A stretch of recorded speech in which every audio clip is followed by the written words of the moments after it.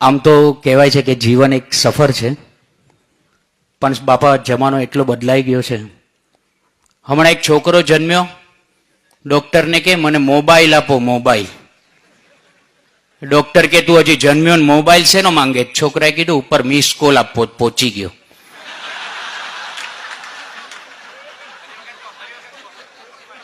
ટેકનોલોજીનો જમાનો છે સ્વામી. અમેરિકા જતા 7 કલાક લાગે, પણ હવે ફેક્સમાં ભાભાને ઉભા રાખશે તો 5 મિનિટમાં સીધા અમેરિકા. હમણાં એવું થયું, એક ભાભાને ઉભા રાખ્યા ફેક્સ મશીનમાં, 5 મિનિટમાં અમેરિકા પહોંચવું હતું. બટન દાબ્યું અને લાઇટ ગઈ. અમેરિકાને બદલે ઇન્ડોનેશિયા પહોંચી ગયા. આ જમાનામાં જીવીએ. Mobile mobile mobile. હમણાં એક હાથી આઈ મોબાઈલ ગળી ગયો, 50,000 નો મોબાઈલ હાથી ગળી ગયો. પેટમાં ગયો હાથીના. હવે મોબાઈલ તો કાઢવો પડે, એટલે 5 ડોક્ટર ભેગા થયા. ડોક્ટર સંઘવીન, ડોક્ટર દોશી, સાવલિયા અને મહેતા અને શ્રોફ ને કે ગમે તે મોબાઈલ કાઢી દો. એટલે ડોક્ટર કીધું ઓપરેશન કરવું પડે, તો કે કરો. હાથીને કાપ્યો, મોબાઈલ કાઢ્યો, પાછો જેમ હતો એમ સાંધી દીધો. પછી ડોક્ટર દેસાઈએ કીધું કે ડોક્ટર શ્રોફ દેખાતા નથી.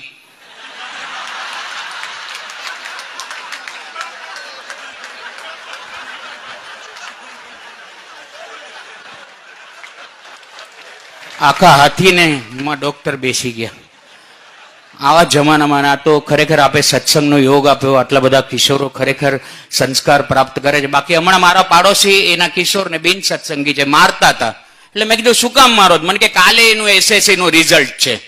એટલે મેં કીધું કાલે રિઝલ્ટ છે, આજે શું કામ મારો? મને કે કાલે હું બહારગામ જવાનો છું. એને એના ટાબરિયા પર કેટલો વિશ્વાસ હશે કે આનું રિઝલ્ટ આજ હોય.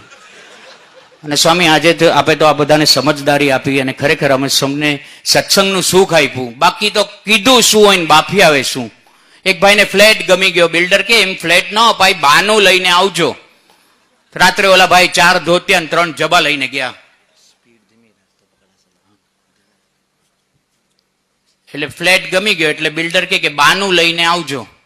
તો ઓલા ભાઈ 4 ધોતિયા અને 3 જબા લઈને ગયા. કે બાનું તો નથી, બાપુજીનું ચાલશે.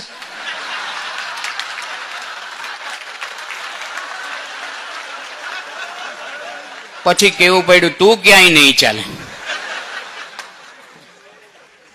હમણાં એક ભાઈ ભગવાનને કહેતા કે રિલાયન્સના 42 વધી ગયા, કોલગેટના 32 ઓછા થઈ ગયા, આ પેટ્રોકેમિકલ્સના ભાવ ઘટ્યા. મેં કીધું આમ કેમ? મને કે ભગવાન ભાવના ભૂખ્યા છે. આ જમાનામાં આપણે જીવીએ. સ્વામી હમણાં અમારા શાળા વીછી સાહેબે દાંતની વાત કરી. એક ભાઈ ડોક્ટર પાસે ગયા દાંત પડાવવા. એટલે ડોક્ટરને કીધું કે દાંત પાડી આપો. એટલે ડોક્ટરે કીધું કે દાંત પાડવાના 500 રૂપિયા થાય. કે 500 રૂપિયા નહીં, થોડુંક સસ્તું કરો. કે જો 250 ઇન્જેક્શનના અને 250 દાંત પાડવાના. તો કે ઇન્જેક્શન નહીં મારતા, 250માં આપણું કામ કરી દો. એટલે ડોક્ટરે એને સમજાવ્યું કે જો આમાં ઇન્જેક્શન મારવું પડે ને તો ચીસા ચીસ થઈ જશે, રાડમ રાડ થઈ જશે. આ કે તો ઇન્જેક્શન નહીં માર ને મને વાંધો નહીં આવે. ડોક્ટરને થયું કે જે 250 મળે એ 250 લીધા, ઇન્જેક્શન માર્યું. ઓલાને કઈ ન થયું. વગર ઇન્જેક્શને દાંત પડાવીને નીકળી ગયો. રાત્રે બધા ડેન્ટિસ્ટો ભેગા થયા. એટલે આને વાત કરી કે આજે એક પેશન્ટ આવ્યો હતો, ઇન્જેક્શન માર્યા વગર દાંત પડાવી ગયો, કઈ ન થયું. એટલે બીજા ડોક્ટરે તરત કીધું કે કાળો હતો? કે હા કાળો હતો. લાંબો હતો? કે લાંબો હતો. પતલો હતો? કે પતલો હતો. મારે ત્યાં આવ્યો હતો, મેં ઇન્જેક્શન માર્યું. મેં કીધું બહાર બેસો, હમણાં બોલાવું છું. કોને ખબર ક્યાં ભાગી ગયો.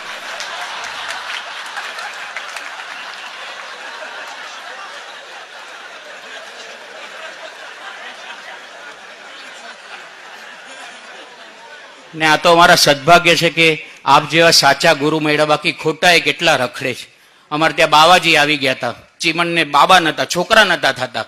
તેને ચીમનને કીધું કે ગિરનાર મેં હમારા નામ કા દીવા કરના હો જાયગા. 4 વર્ષ પછી બાવાજી પાછા આવ્યા તો 4-5 ટાબરિયા વાંટા મારતા હતા. એટલે રાજી થઈ ગયા કે ચીમનને થયા ખરા.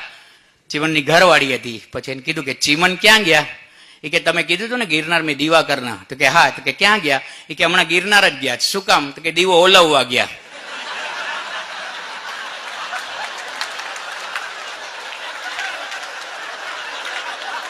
આ મોંઘવારીમાં એક નત પોસાતા 4 ક્યાંથી કાઢો? ખરેખર આ તો આપ મળ્યા છો બાપા. બાકી એક ખોટા ગુરુ આવી ગયા હતા ગામમાં. એને થયું કે જો બાવાજી દર્શન કરવા ગયા, કે બાવાજી સાચા હશે તો બાવાજીના ચરણોમાં 501 મૂકીશ.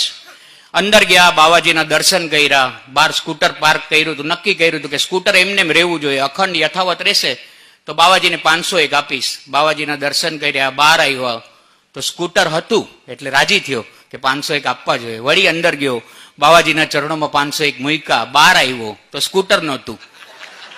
એનેથી 501 તો પાછા લઈ આવું. અંદર ગયો તો બાવાજી નહોતા. વળી બહાર આવ્યો તો પાનના ગલ્લે કોકે કીધું કે બાવાજી હમણાં જ તમારું સ્કૂટર લઈને ગયા. ખોટા મળે તો સ્કૂટર પણ જાય. પણ આપ મળ્યા છો એ ખરેખર અમારા સૌના આમ સદભાગ્ય છે. અને આપણે બધા તો આમ પ્રવાસમાં છીએ અને અમે તો બધા આનંદ કરીએ. સ્વામી ઘણાને પૂછે ને કેમ છે તો કે મજા. મની પાછળ જા આવે એટલે ગઈ મજા. પણ આનંદની આગળ આ આવે આનંદ. આમ નંદ ઘરે આવતા હોય ને એવું લાગે. અમદાવાદ સ્ટેશનમાં એનાઉન્સમેન્ટ થતું હતું આ મજા ને આનંદનો ફરક. એનાઉન્સર નાકમાંથી બોલતો હતો, એ કે ગુંજના ને હોમ નમને હાંજે હાથ વાંગી રવાના નાતે હાથ વાંગી રવાના નાતે અને હાથ વાંગી રવાના થાશે.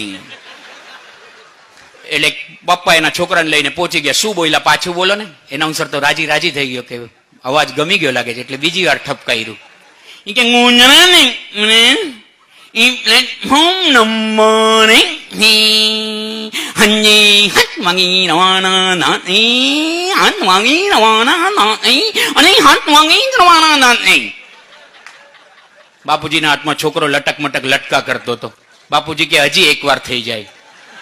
એટલે આ થોડોક મૂંઝાણો. એ કે ધ્યાનથી સાંભળી લ્યો, આમાં ગળું બેસી જાય ને તો વિક્સ ને હોલ્સ જાય. નાકમાં એકય વિક્સ ન જાતી તો પણ તમે કયો તો લ્યો. ત્રીજી વાર બોલ્યો, થોડોક ડિપ્રેશન, રડવા માંડ્યો. પ્લેટફોર્મ નંબર હાથ વાગે રવાના. તો બાપુજી કે હજી એકવાર થઈ જાય. આ કે મારા બાપુજી ગુજરી ગયા હતા ત્યારે મને તો રડ્યો આટલું. અને રડતા રડતા મંડી પડ્યો કે પ્લેટફોર્મ નંબર હાથ વાગે રવાના નાતે હાથ વાગે રવાના નાતે અને હાથ વાગે રવાના નાતે. તમને હમણાં નથી? બાપુજીએ કીધું હંભળાય તો છે પણ તમે બોલો તો મારા ટેણકાને બહુ મજા આવે છે. પણ આપ મળ્યા છો તો હવે આનંદ જ આનંદ છે. બાપા એક ટ્રેનમાં જતો તો ટીસી આવ્યો. ટીસી ઓલા ભાઈને કીધું કે તારી ટિકિટ બતાવો. આને ખિસ્સા ફંફોડ્યા પણ ટિકિટ મળી નહીં. એટલે ટીસીએ કીધું ન જ જોવી તારી ટિકિટ. 2-3 કલાકે પાછો ટીસી આવ્યો. છતાં ઓલો ટિકિટ શોધતો હતો. એટલે ટીસીએ કીધું તારી ટિકિટ ન જ જોવી. આને કીધું તારા માટે નહીં, મારા માટે ટિકિટ શોધું છું. મારે ક્યાં ઉતરવું એમાં જ લખેલું. પણ અમને આપે અક્ષરધામની ટિકિટ આપી દીધી છે. હવે અક્ષરધામ સુધી સમગ્ર સત્સંગને લઈ જશો એ જ પ્રાર્થના. જય સ્વામિનારાયણ.